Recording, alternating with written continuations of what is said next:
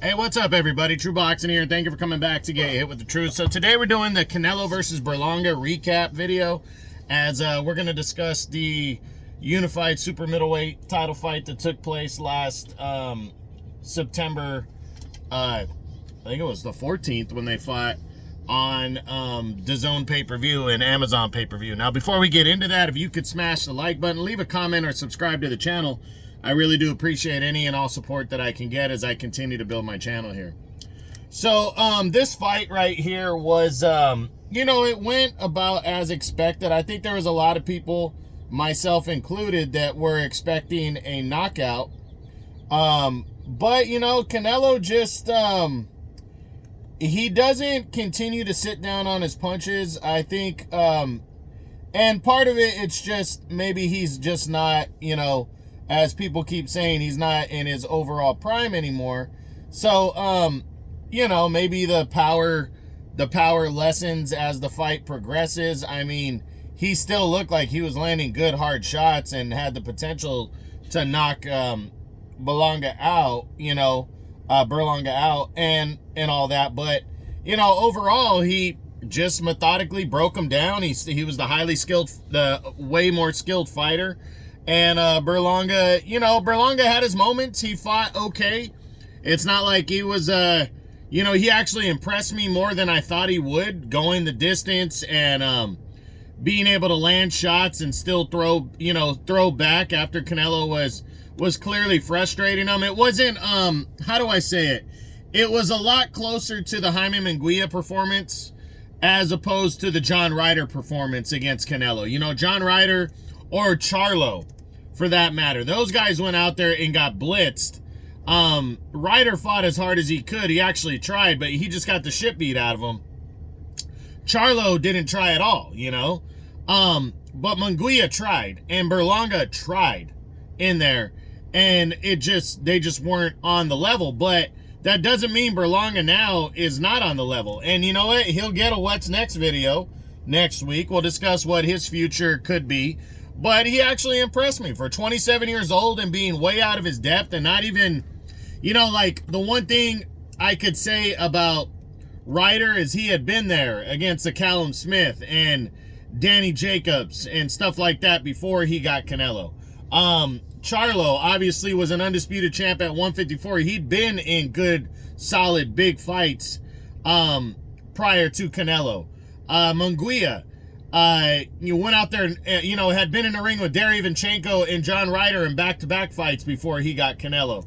So, for Berlanga to never have one of those big-time fights, never fight even a B-level opponent prior to Canelo, and then go in there against Canelo, and I don't care if Canelo's past it or not, he's still very good. He's still the best guy at 168, outside of David Benavidez.